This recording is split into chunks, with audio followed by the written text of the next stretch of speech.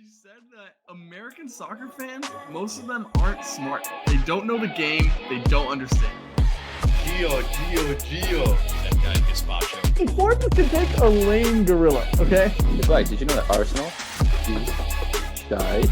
These got me buzzing. Up the toppies. It's hard to up them anyway. I'm not even gonna comment on that.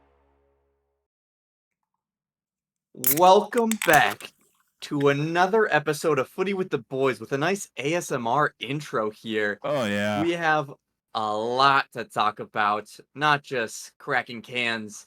We get into our big news. We have some managers that are going places. We have some managers that are staying in the right place and some that are up in the air. We'll get into some transfer talk as well, what players could be on the move, a Champions League preview, and then we'll get into our one question with producer P. But Nick, there is nowhere else to start when you're talking about football right now than the UEFA Champions League final between Borussia Dortmund and Real Madrid. Real Madrid, the perennial winners of the Champions League, versus the darlings Dortmund that have made their way through upset after upset in the group stage, versus Atletico, versus PSG and Mbappe. They have made their way to the final. It is truly a David versus Goliath type situation here. This does feel like a team of destiny in terms of Dortmund, but usually in a Champions League final, those teams of destiny have not fared that well. We saw an Ajax team in a semifinal that seemed like they were destined for a final and choked it late. Here in a final, back in Wembley, Dortmund find themselves against Real Madrid. Last time they found themselves against Bayern Munich. Do you think they changed their odds this time? Oh no, the odds don't change at all. The odds it is very likely that Real Madrid wins again, and that Dortmund get arguably embarrassed. I think the odds are better that they get embarrassed than the odds are that they win.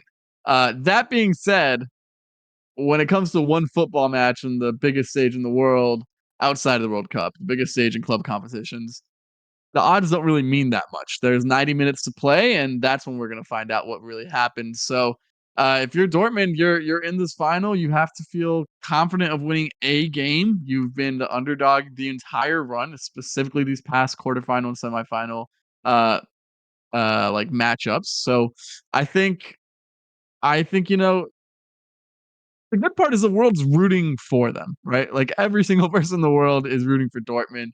For Royce to get that storybook ending I mean, he's been the face of Dortmund for the better part of 15 years. And for him to be leaving at the end of the season is something that makes just any football fan really sad. But especially all those wonderful fans they have over at Dortmund. So it would be the perfect way to end a really illustrious career for him and probably Mats Hummels. They have a talented squad for sure. I mean, maybe a third of the talent that Real Madrid has, a third of the three that Real Madrid has, and both of those numbers are being generous. So the odds will forever be stacked against them, but that does not mean that they can't pull out a result here. And I mean, we know what everyone in the world outside of Madrid is rooting for. So up Dortmund, and I hope they get it done this weekend. Yep, and there are just storylines galore for this one. Usually in finals, it can be just really about star players. This one is really storylines off the pitch and on the pitch that are kind of building a peak here. Dortmund, of course, with Marco Reus. It would be a beautiful, poetic ending to his career at Dortmund for his final game to be a Champions League trophy for what he had lost earlier in his career at Dortmund in Wembley against Bayern. I mean, we got the Messi storybook ending in terms of him getting his World Cup before he moves to MLS. This would be, I mean, from the footballing gods, this would be something very nice to see for Marco Reus to get a similar type of treatment. But, Nick, they're going up against Real Madrid, who, if they don't win this year, they are certainly going to be the odds-on favorite just about every year from now on, because it looks like they're getting Kylian Mbappe. Rumors are, and we'll get to this a little bit more later, Alphonso Davies has agreed to personal terms with Real Madrid. Still a fee to be discussed there, but I mean, that is stacking up the talent on an already star-studded team. Yes, you have Tony Cruz leaving, but the amount of young talent that Real Madrid have coming up and will have coming up.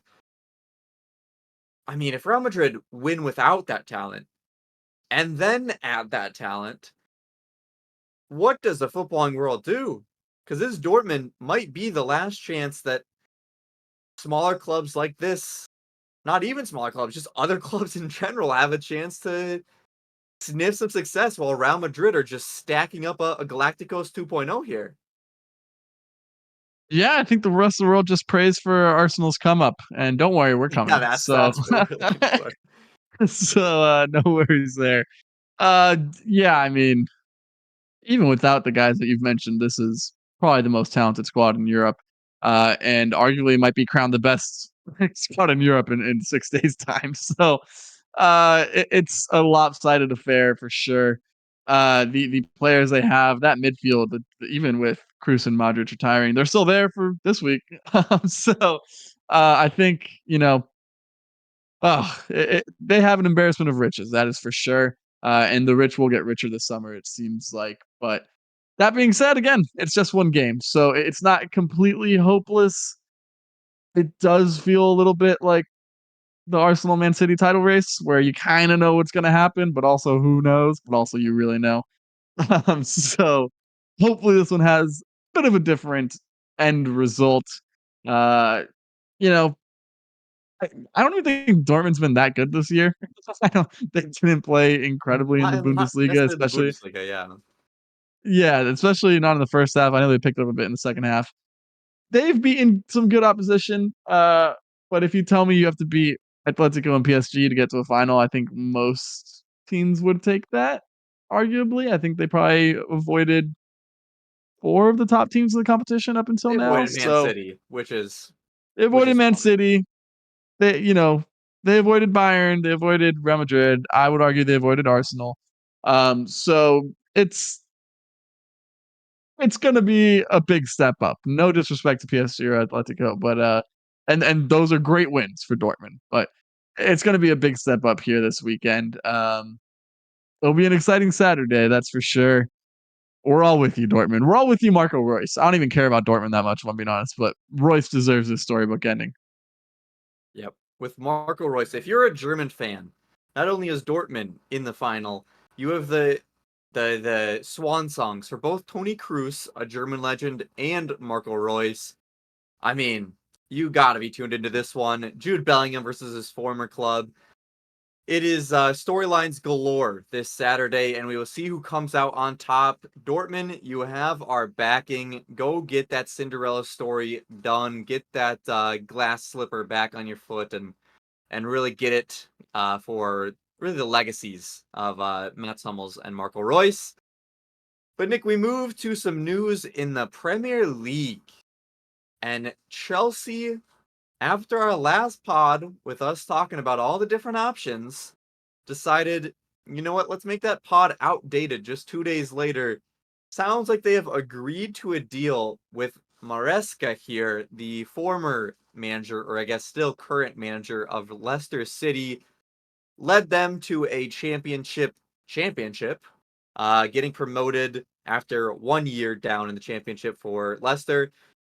His background, he came from Man City under Pep, led the Man City reserves to the Premier League 2 title, went to Parma for a year, even with Gigi Buffon as his keeper in the Serie B, does not get them promoted, gets let go, becomes the assistant for Man City again, then Leicester, and now what it looks like to be is Chelsea.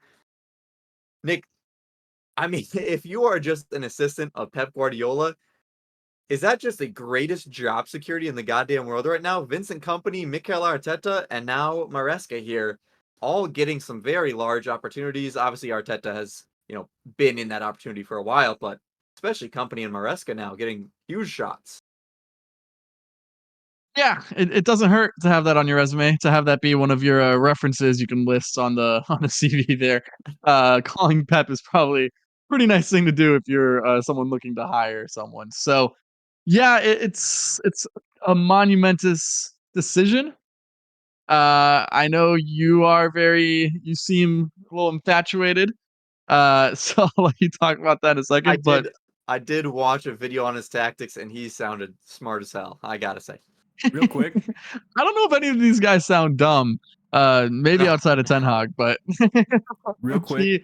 he definitely has the sounding of a solid manager. His squad was just, I think, extremely more talented than every other team Oh, in the wildly, championship. wildly. That Leicester, I don't know how they kept so many players. Specifically, Dewsbury Hall is a fantastic player. Jamie Vardy, obviously, the loyalty there, but a lot of I mean, other guys too. they just So all the parachute payments, and that helped them out. Palmer, you had something? I was just I'm staring at this picture on my screen, and it's like sending off my AI alarms. I don't know. Does it look freaky to you guys? Looks a little touched up for sure. He has yeah, Instagram dude, filters. bald head doesn't look that good naturally. Yeah, You he's gotta had get some some work AI done. in there. He's had some work done. Oh yeah, got beautiful eyes though. Oh my goodness. What a Chelsea, you gorgeous got a man. stunner, I tell you what. Yeah, no, I don't know. This It's always gonna be risky hiring someone from a smaller club. He does have the Man City experience, but he was only there for a year under Pep. Let's not act like he was there for a long time. So, um, it's gonna be interesting for sure. He definitely has a lot of talent at Chelsea. We're gonna find out a lot about his man management skills. I have no doubt that he impressed them tactically. And we'll see. We'll see if the rigor and the demands of a Big Six club is something that he is up for. I have nothing that tells me that he wouldn't be up for it. I don't have a ton that tells me he is up for it, if I'm being honest. So, uh, good for him. It's a huge job. Way to secure the bag. I'm sure Todd Bowley's paying him just an insane amount of money. And guess what? Even if you're gone in a year, he still has to pay you it. So shout out to him and his family. And if you're a Chelsea fan, if you're a Blues fan, I hope it works out for you. I think there's a lot of problems still with the squad in general that I don't love, specifically the $250 million pivot that you have. I I still see a lot of issues with the Enzo and Caicedo pairing. Um, but you have Cole Palmer, you have Nicholas Jackson, who will get a million chances, but he'll still put a good amount away even if he misses a ton. So yeah, I don't know. There's still a lot of holes in this Chelsea squad. I don't see them finishing higher than 6 next year. And like I said on a couple days ago, I'm still surprised they did finish 6 this year. So, um, yeah, shout out to him, shout out to Chelsea, and I hope it works out for him. Yep. I mean, I think the only concern is that he had a great squad for his Man City second Man or Premier League 2 title. Obviously, Man City has a crazy reserve side that can win that.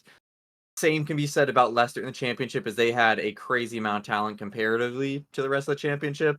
His one time that I think he had a relatively comparative amount of talent was with Parma in Serie B, and did not get top of the table there, get promoted. So maybe that's a one concern, but like I said, I do think that the way he plays tactically, or the way he talks tactically and runs through it, sounds at least convincing that he's not a dumbass like Ten Hag. So that's at least one bald man that I put him ahead of.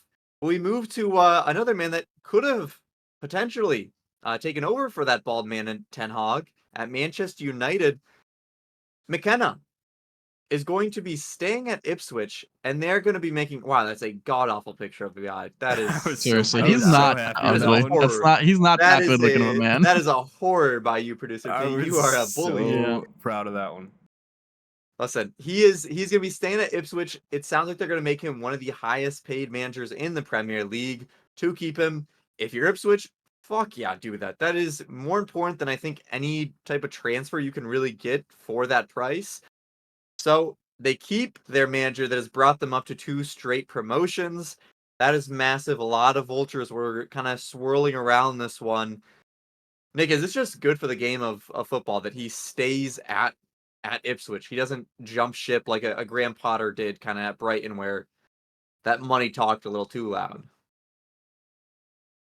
Yes, but I don't think this prevents him from jumping ship, if I'm being honest. Uh, there are still some red flags here with me just because they're paying him so much, and there's rumors that they really want to spend some money. They have Amari Hutchinson on loan. Chelsea's rumored to ask for 25 million for him. They're rumored to be in on Eddie Nketiah. They're rumored to possibly have interest in Emil Smith Rowe. So it sounds like they're going to want to splash some cash this summer coming into the Premier League. And if you do that and then get relegated, that's you really haven't made But progress as a club. I think that's the So name of the game. You just got to spend all the I money you can in that desperate attempt. And if you get relegated, you have parachute payments and relegation clauses in contracts that drop the salaries there. I don't know. They haven't been up at this level in quite some time. I like what Luton did this year with, just playing their brand of football. They got relegated, but they didn't spend an overt amount of money, and now they're kind of set up for the future to build something a little bit more sustainable. If Ipswich Town goes down this season, like, is McKenna staying? I don't think so. I don't think they can afford to pay him that after this year, and I'm sure, like, there'll be some sort of fee that has to be paid if he does leave, but I don't know. It's definitely a good thing for them. I mean, I'm only focusing on the negative. The positive is he's done miracles these past 2 years, and he was wanted by the biggest clubs in England when you think about Man U and Chelsea, really. So, or 2 of the biggest clubs in England. So, yeah, it's good for Ipswich for sure. Hopefully, he's able to translate that success into real Premier League consistent football. They would know better than anyone else what kind of manager he is, and if they feel this confident doling out that cash for him, then I don't know why I should be the one doubting it. It just raises a couple, like, the worst case scenario is pretty bad in my opinion. Yeah, but I think you just gotta love the loyalty to stick with Ipswich. Obviously, getting a bag at it, but surely there are larger paychecks out there. He sticks with his boys. That's great for Ipswich, great for their fans, great for their supporters. And now other teams have kind of other decisions to make in terms of where they're going to go with their manager. That leads us to, if he's a Manchester United target and he's staying at Ipswich, what do Manchester United do? Because it seemed clear, Nick, that Ten Hag was going to be out. All the reporters had reported that he was expected to be out after the FA Cup game, which I'm sure the brass at Manchester United also expected, like the rest of the footballing world, that they would lose to Manchester City. Yet they go out there and they beat a Manchester City side that has been unbeatable for so long. Ten Hag has not been a good manager for Manchester United. He led them to the worst finish in Premier League history for Manchester United in 8th place. But he does have 2 trophies. And Manchester United, I guess they've gotten new directors of football in, but they're not exactly the most amazing selectors of managers and have a track history of perfect decision making. So there may have been a U-turn in terms of if Erik ten Hag actually leaves or not here. What do you think of these rumors of Erik ten Hag potentially staying at United? And is it, I mean, it has to be solely off of this FA Cup, right? That's the report. The report is, after his FA Cup success, Man U strongly considering Ten Hag to stay at United. I'm calling bullshit. I think let's read between the lines here a little bit. Maresca chose Chelsea, McKenna staying at Ipswich. A sought after commodity choosing Ipswich over Man U from all reports. I think this is a little bit of Man U's board trying to cover their ass. And I think this is them saying, uh, it's looking like we're not going to be able to attract the manager we actually want. And so, because of that, oh look, our manager just won an FA Cup. Let's say that actually this is the guy we truly want. Which I don't believe that they're idiots. The board, I believe they've made horrible decisions. But I think they know just how bad of a position Ten Hag squad. It's the worst ever finish in the Premier League, FA Cup or not. That's that's glaring. So I think this is a move of them kind of covering their ass. And Nick Tracy, our resident Red Devil, came on this pod a couple weeks ago, said, I don't know if Ten Hag should be out because who else is really out there? We called him crazy, but now it's looking like maybe the options are dwindling. It's saying Sir Jim Ratcliffe is now enthused about Robert De Zerbi. I don't know about that. So I think think there's a little smoke to this, and I think it's more Man U trying to cover their ass than it is them being so enamored with Ten Hag following his FA Cup win. One weekend doesn't change how he actually is. And don't forget, he went scorched earth on Man U, like at the end with that interview, like I'll win cups for other teams. Like I don't think it's as I don't think it is as simple as it is being reported at the moment. I think there's a little bit more at play here. What do you think about that? I mean, I agree that I think there's more play, that I think that manager pool is dwindling for them. I don't think Manchester United has quite the draw as they used to because of how bad they've been at transfers and the squad that whoever comes in is going to have to inherit.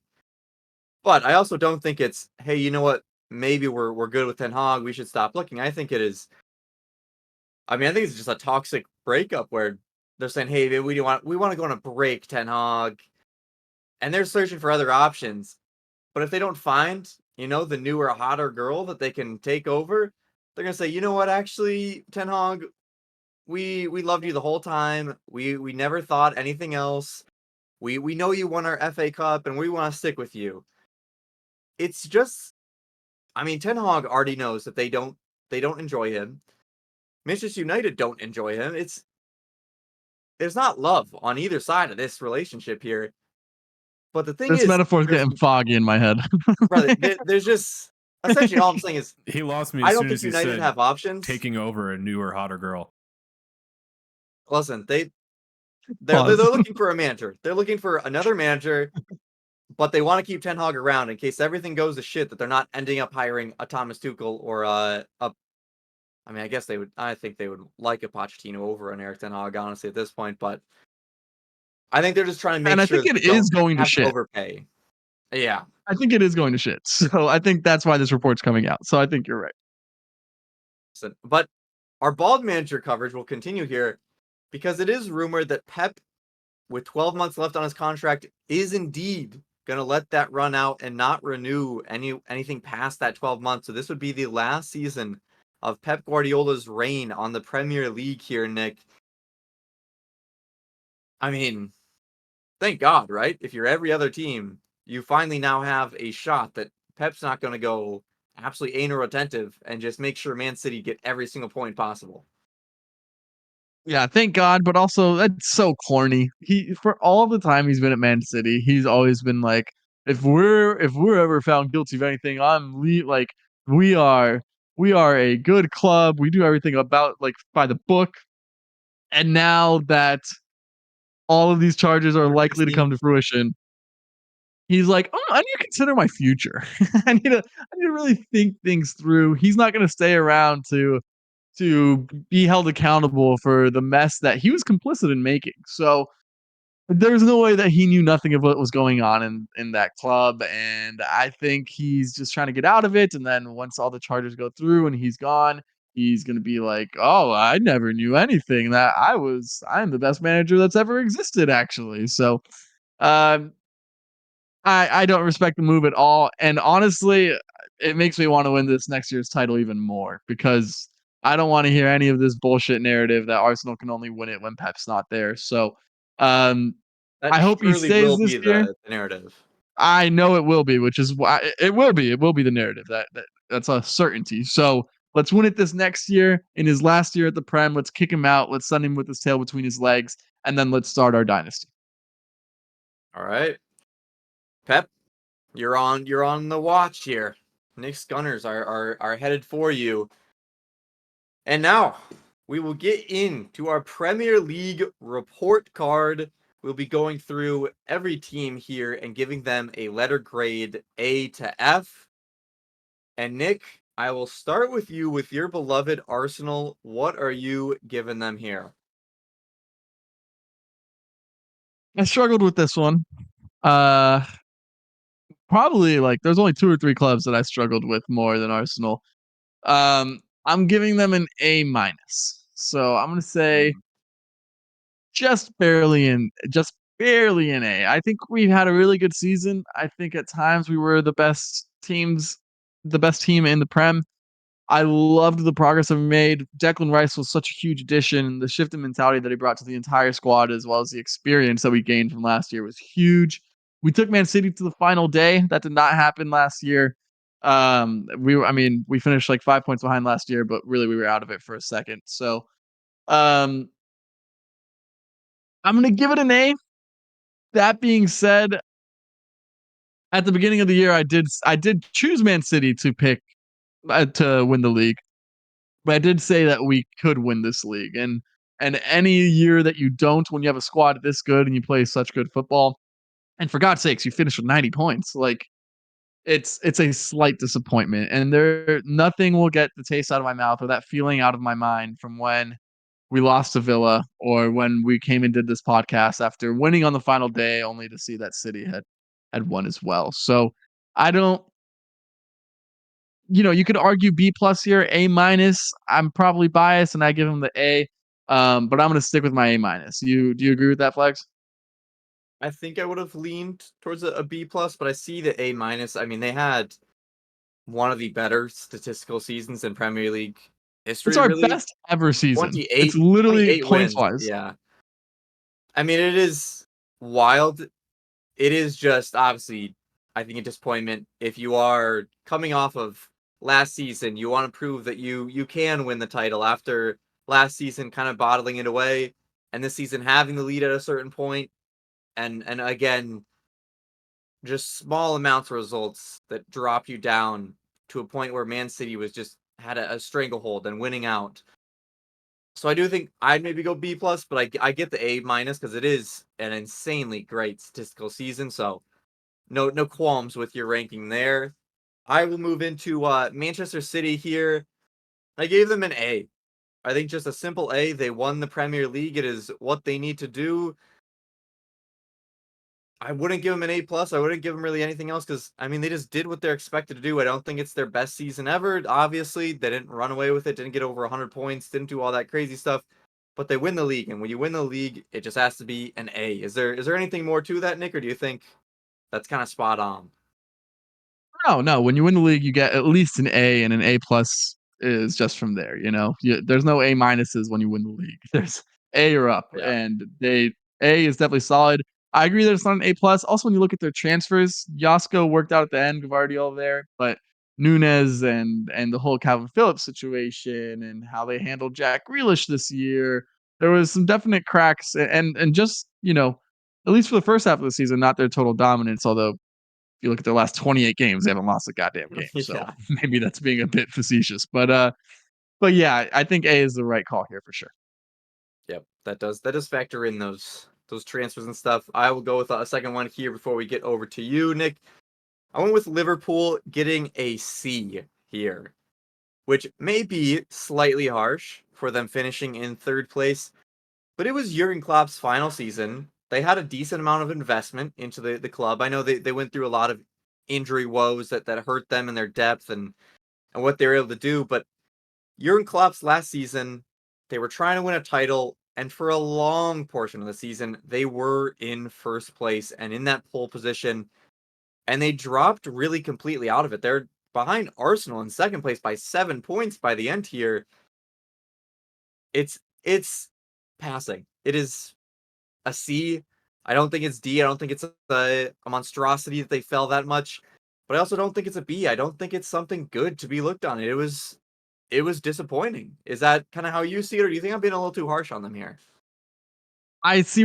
I think you've convinced me because at first I was going to say that's pretty harsh. I would have given them a B off the top of my head. I did not realize there were 7 points behind Arsenal. it's Yeah. that is rough. That means they're 9 points off the title. That is from where they were. We've talked about their expectations changing, and they did change, and because of that, they kind of flopped. Um, so I think C is okay. I'd go closer C plus B minus. Um, just thinking about the start of the season, their expectations were not to win a title. A lot of people had them in their top four, but kind of fighting for that fourth spot with some other teams. I think some people had them in third. So you could say they met expectations there. Um, they didn't know that Klopp was leaving, but that being said, they played their best football the first half of the season, not the second half, and that's a fact. So yeah, maybe C plus. I think you're right though. If you're choking away the title, they led this league more than any other team in They led this league anymore than any other team in the Prem. So for more days up top of the table. So to finish 9 points off the title after doing that is pretty disappointing. That being said, you look at their transfers, you know, McAllister, I think, is a really, really, really good starting 11 kind of player. I think he's proven himself to be that. Some question marks around Gakpo. Seems like there's some weirdness with the Darwizzi situation. They're definitely gonna have to figure this thing out with whatever this guy's name from Feyenoord is. Arnie Slot. So Arnie yeah, Slot. maybe C is right. I'd go C plus, but I think you're right. I think People C are plus would people are going to be fair. mad about this on Twitter. Just putting that out there. Yeah, they It's might. okay. They might.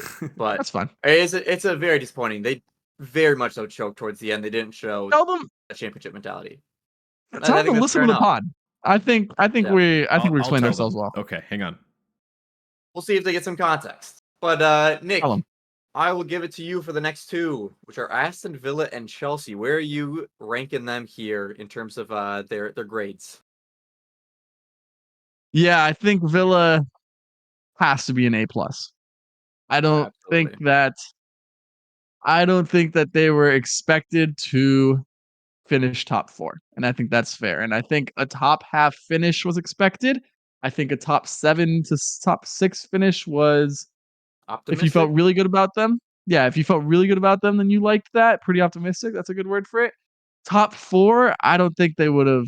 I don't think even Villa Token fans could crack. have realistically said it is there. I don't know about crack, but uh, and yes, it came at the expense of Tottenham, who shat down their pants at the end of the season, because Villa didn't have a great form to end the season. But you look at how they performed in some big games. A very exciting game against Man City at Villa Park in the first half of the season, even though they laid down and died in the back half. Screw you, Villa. Uh, but beat Arsenal twice. They played some really exciting football, have some really good players, all the while missing Tyrone Mings, who was their captain, a really important player for them, and had dealt with other issues. I know early in the season they were having some left back injury issues. So I think you can be pretty happy with them. The only minus, I don't know. They just signed Unai Emery to a 5-year contract extension. Shout out to him. Way to get the bag.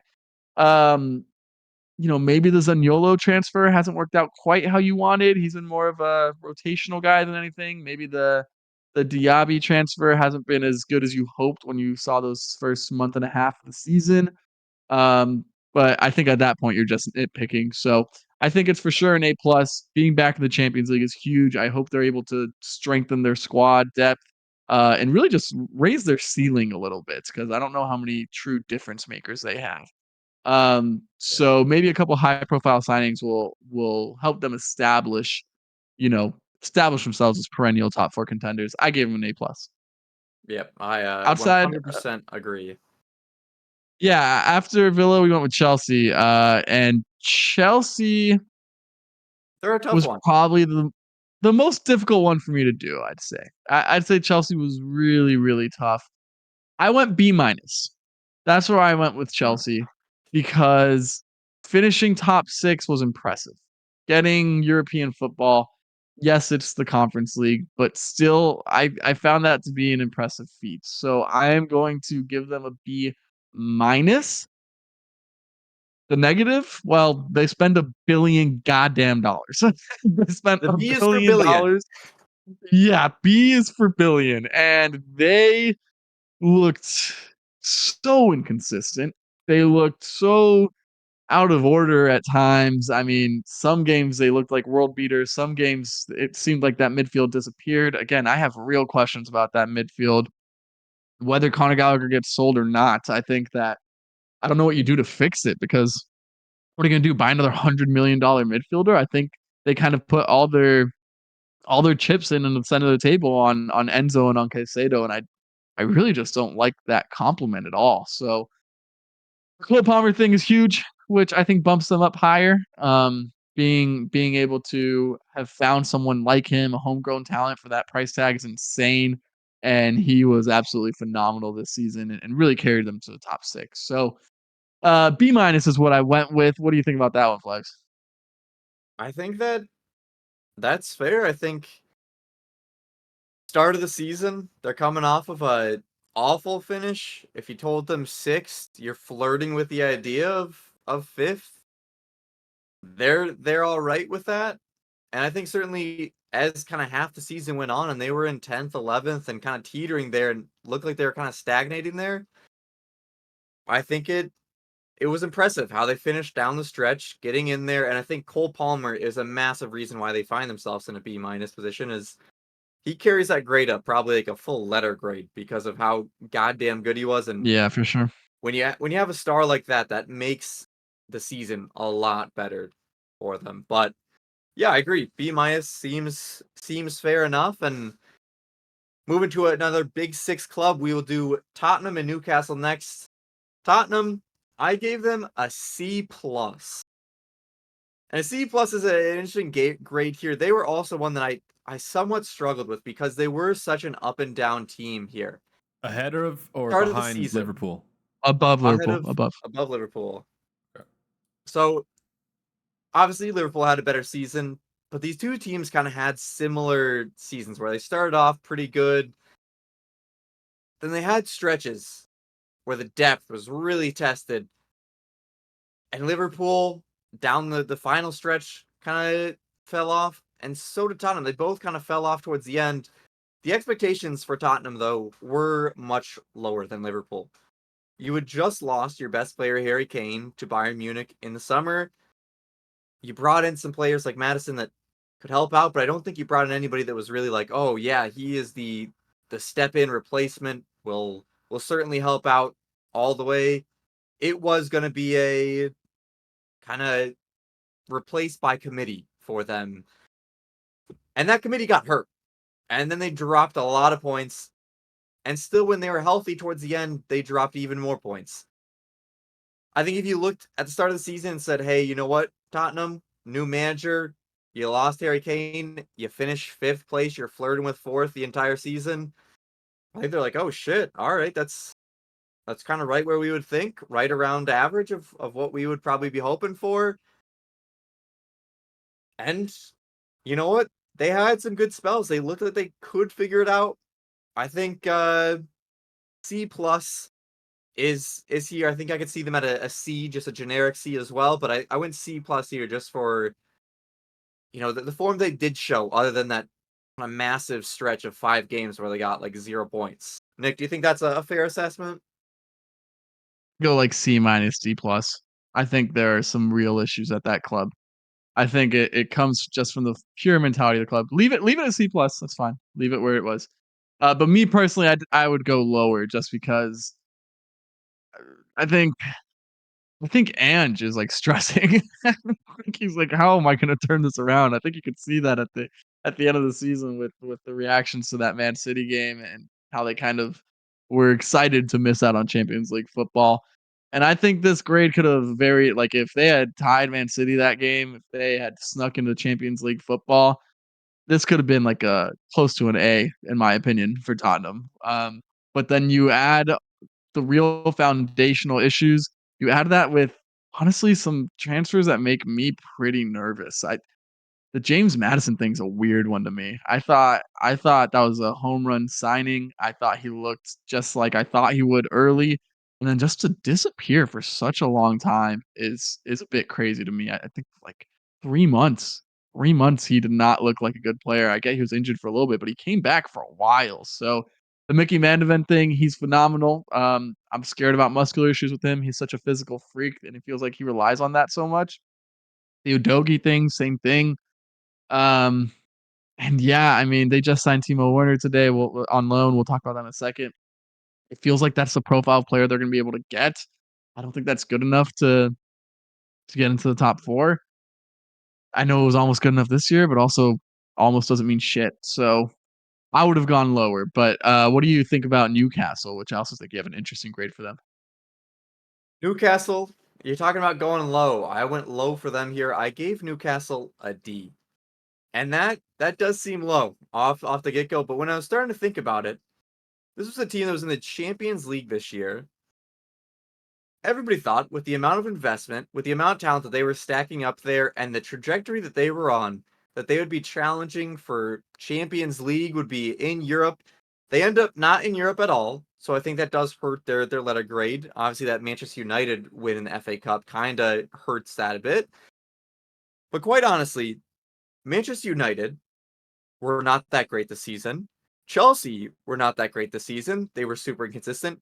Same with Tottenham, and quite honestly, whatever Aston Villa did is exactly what I thought and expected Newcastle to be doing this season in fighting for that still same fourth spot that they were able to get last season.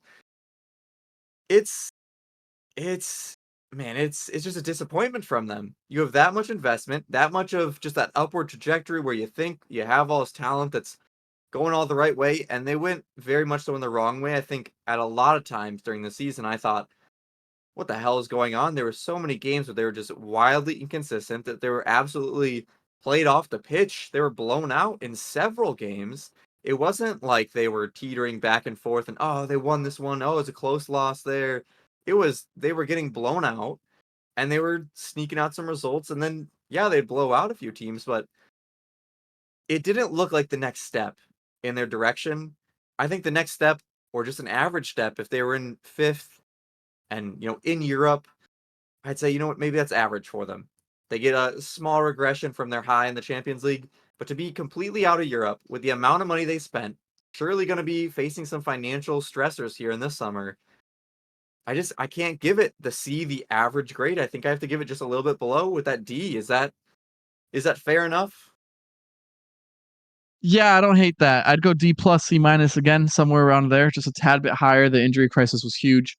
Um, but you were spot on with a lot of things you said. And I think the biggest thing is against big opposition, they didn't look great this year. Like they No. were last year, they were playing like big teams really tight. In fact, that Their Arsenal game defense last this year year, was god awful. exactly. So, like their best game was that win against Arsenal. That was extremely controversial, obviously, or that tie or whatever it was.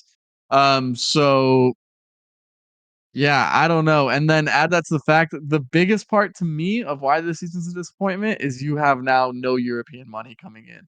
And so you can, you're backed by the Saudis, you can continue to spend big money, but it seems like they're trying to pinch down on that with the FFP stuff. So I think I think this means you're losing one of, if not both, of Isak and Guimaraes, and both of those guys are what made your team Champions League level team. I was really wary of them coming into the season. I had them finishing 4th for me. Um, and yeah, it's a disappointment and what you said it perfectly. It's a step back for sure. It's a step back. Nick, I am more excited for this next one. Our last big six team here to go through our last long review in terms of grading. It is Manchester United. What have you given their turbulent, I think is a good word to describe it, season? I went C minus. I went with a C minus for Man U. I think it might have been a D minus if they hadn't won the FA Cup.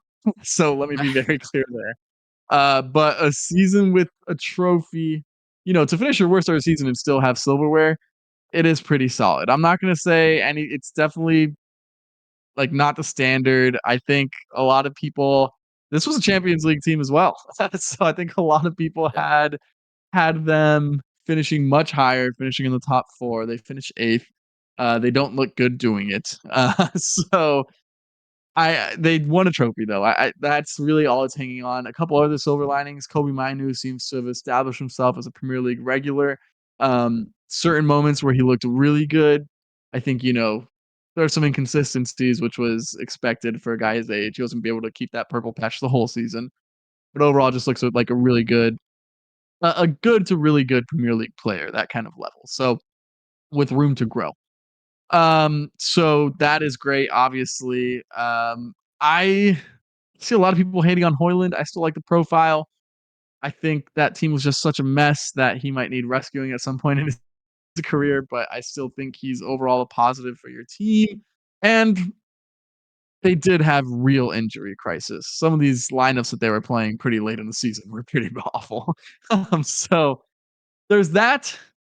I think you could argue D here if Ten Hag stays around still, even with the FA Cup, and you keep Ten Hag. I think you can argue lower than a C minus, but it's hard to balance everything with Man U. They're definitely a disappointment, so I could see you arguing lower. I went with the C minus. Your thoughts there? Yeah, I would have gone lower there. I think lowest finish in Premier League history. I would have given them a D. If you're going just off of how they actually look watching them play, I think a D is appropriate. Kind Or of an like F? you said, that F, yeah, honestly. But the FA Cup, that's where I think that Eric Ten Hag talk is so kind of crazy and somewhat stupid. Is that yes, you're in Europa League. That's a fucking miracle. You guys shouldn't have been in Europe at all, and certainly after the way you've been playing, it is the worst season in the Premier League history for Manchester United. You're not doing well, but you find yourself in Europa League.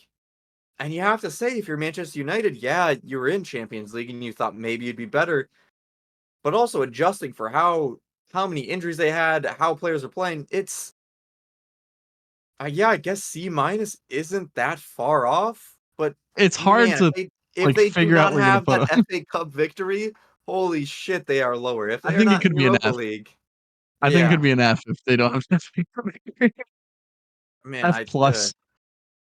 yeah, it'd be a We'll scary scene. hit these last ones a couple a bit more quickly. Crystal Palace, I went B plus. Tale of Two Seasons. I don't know why they kept Hodgson, Absolutely. but man, did they correct it with Oliver Glasner.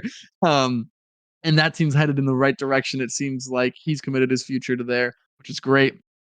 If they can keep both Eze and Elise, wow, watch out. They could be potential surprise top six contenders next year. And weren't too far off. Finishing ninth is pretty solid. So I went with B plus with Palace. What do you think about West Ham and Brighton, Flex?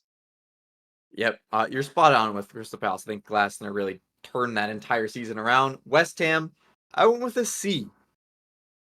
I think if you're looking at them, they had a really hot start to the season. They looked like they could do something a bit more than this, but they kind of fizzled out towards the end. But if you look at who's above them, I'm not really sure you would say that they should be above any of them in terms of the talent on the squad. So I think a C. They had a bang average season when it all was all said and done. And then with Brighton, man, their expectations were high. I went with a D.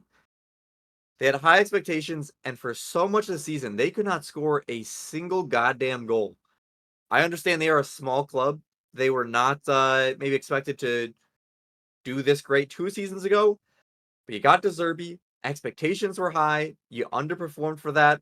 Also, another team that was hurt by injuries. Didn't do great in Europe. I think overall, just rather disappointing. I don't think you're going to have the massive sales that has really been spurring Brighton on and their rise. So hurts them a bit. Nick, what do you have for our cherries and the Wolves here?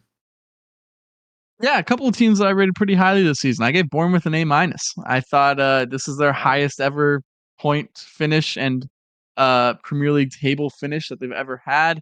Obviously, they didn't have a season like Arsenal, Man City, or Aston Villa, but they for their expectations they were phenomenal. Put them on the right, Palmer. So I'm giving the Cherries an A minus. It seems like they found the right guy in Ariola or whatever his name is.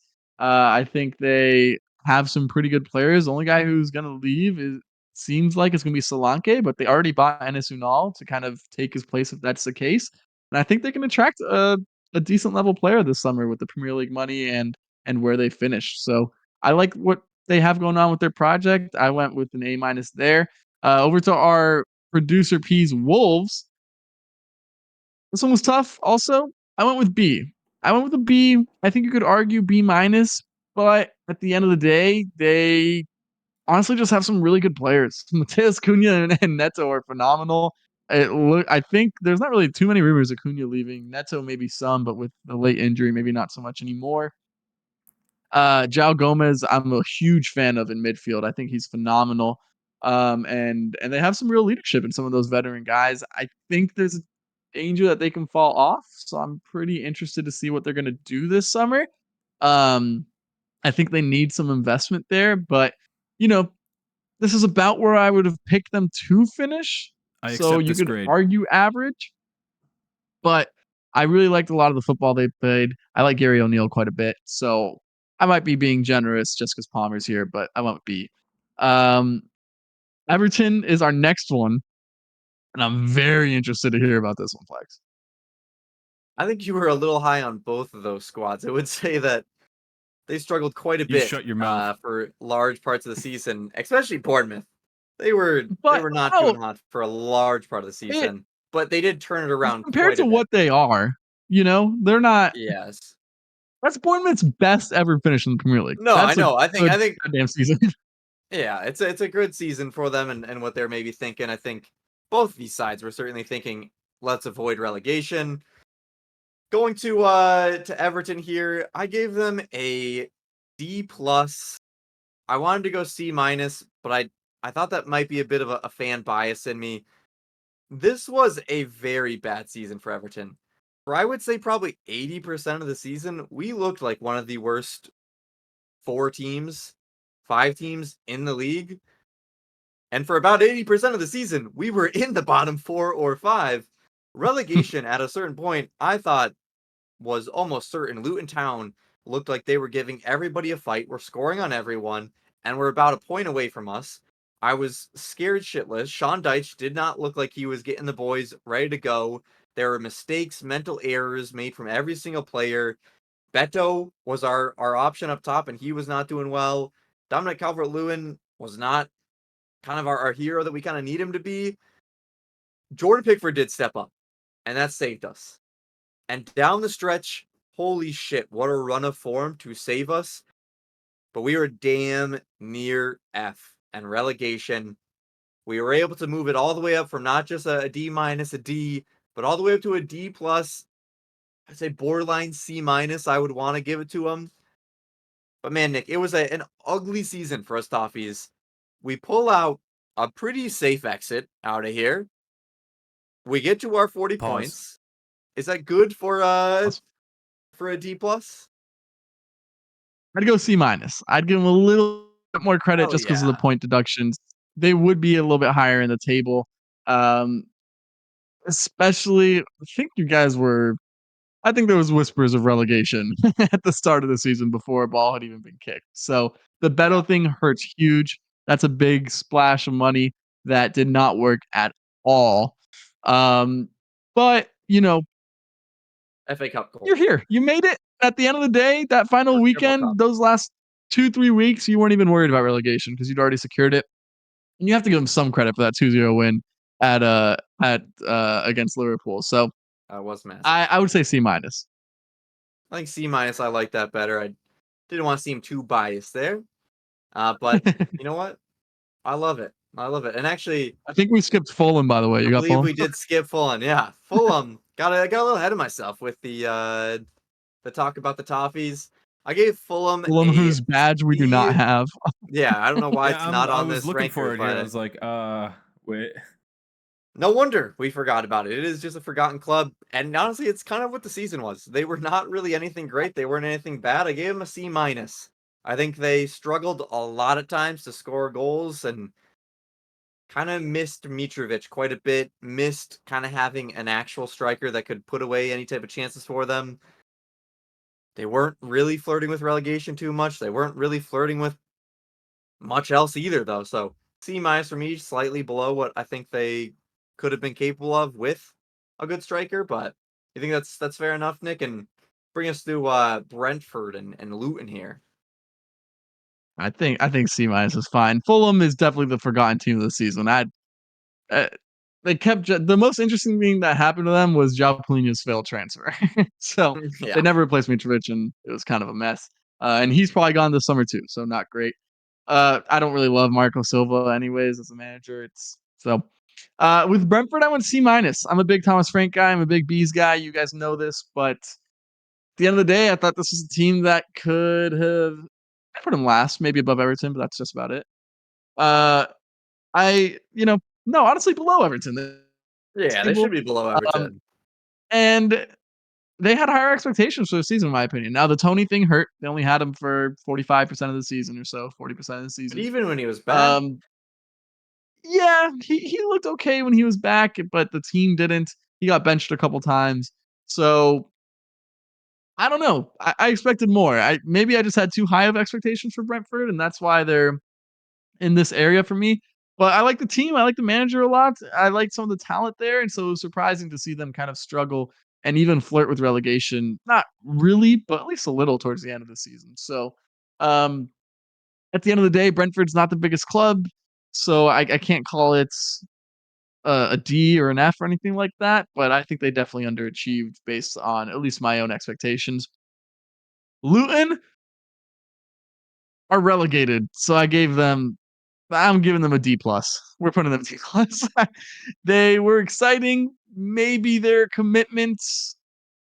Yeah, I'd put them above Newcastle. Sure. Yeah. Maybe their commitment to playing their own brand of football hurt them at times because they leaked a lot of goals this year. But they were also a fun watch, and they should be the highest ranked relegation team on here. The only one with really a chance, but never had enough talent to stick in this league, in my opinion. So Luton, it was fun having you. I don't think we'll see you again soon.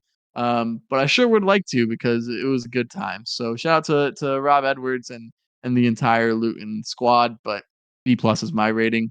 Wrap us up with these Burnley and Sheffield teams. Oh, Nottingham and Burnley. Sorry. Not.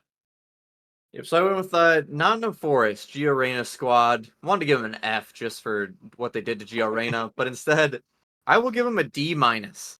Because holy shit, the amount of investment that they have put into this squad, where they got that point deduction, which obviously did hurt them, but they looked god awful. They had spent so much money, brought in so many players, and had so much hope. They fired their manager, bring in Nuno Espirito Santos, who's supposed to help out, and they still look terrible. And quite honestly, if Luton Town had pulled out any of the results that, god damn it, they were so close to pulling out, we're talking about how Nottingham Forest is in the F category and they should be out. That is why I gave Nottingham Forest a D minus here. I mean, you're about as F, close to an F as possible. You are about F as plus. close to an F. I think F has to be relegation, but holy shit, man. You cannot get much closer. It came down to the last day of the season. Not really. I know you need crazy results, but came damn near. It came damn near to a team that Luton that had not even a quarter of the amount of money spent in their squad as this Nottingham Forest team. So ridiculous that they faced this. Burnley, I mean, I give them an F. I don't think there was really a point during the season that they seemed like they were going to get out of the relegation zone. There was like a brief period that we thought, hey, maybe if they win 3 in a row, they won 5 all season. So it wasn't really going to happen, but Vincent Company came in, did not show that he was really adjustable to different styles, and they got relegated. I think it's an F for there, and we'll go to Sheffield here, which also given an F here, Nick, by you. I mean, it F. They is. suck. They're horrible. F Is there a minus. lower? Is there a lower grade? Is there a G? Is there a Z even? F minus. Incomplete. Nope. And Just F. F is fine. yeah. So that is our final rankings. Fulham is missing, and that is honestly so goddamn true because they were really not huge players in terms of storylines here. But Nick, let's get into some transfer talk here. I'm just gonna run through these. You let me know what catches your eyes out of these rumors that have been going through the mill. Werner back for another year on loan at Spurs. Turbo Timo joined back up with Ange there. Branthwaite is his links to Manchester United are growing stronger. There was actually a quote that Manchester United would not be held hostage for another club's player. No shit. And then Everton is then in fact linked to Calvin Phillips. Please God no. Please God no. That man was god awful for West Ham. Do not need him at Everton. Manchester United looking for 35 million for Casemiro. The saddest thing is, Nick, they might get it with I believe Oh my Al god. Nassr and a couple other Saudi Arabian teams looking to pick him up. And then finally, Alphonso Davies to Real Madrid. Personal terms, I guess, have been rumored to be agreed. Transfer fee around 35 to 40 million is what Bayern might be asking for. So, which one of these catch your eye here? Yeah, I think we talked about a good amount of these. I'm with you with the Calvin Phillips thing. I don't think that would work at all. Oh, please, no, please. But the biggest one is the Casemiro one for sure. And before the Saudi league really took off, this this had contract termination written all over it. Yeah. Rip up the contract, get out of paying his wages, and he's done. But if they get any sort of fee, if they get north of 15 million for Casemiro, I would consider it a success for this summer because legs are gone. Not anywhere near the player he used to be. Seems like a bit of a malcontent in the squad. Like there was nothing good going on in this Casemiro story. Definitely gave up on games in the middle of plays throughout the season, especially when he was played out of position, which he didn't like, I get, but still you're a professional. So sucks that they might be able to get some money for him, but that's the way it goes. I swear to God, if they get more money for Casemiro than we do for Party, I'm gonna lose my mind.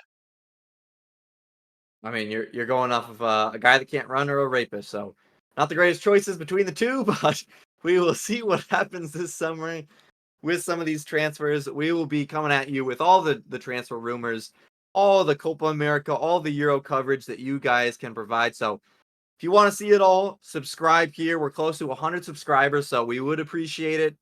Turn on the notifications and hit the like button. That helps us out a lot. Nick, any closing thoughts after all these report cards, after the Champions League preview, and everything that we've talked about today? No. Listen to the pod, enjoy, like, subscribe, share, do all the things. Excited to get Mike Tracy back here soon, but if I'm being honest, we're kind of cooking without him. So if you want to So we extend cook. that visit, bro, all good. All Peace, right, guys. that has been Footy with the Boys. Peace.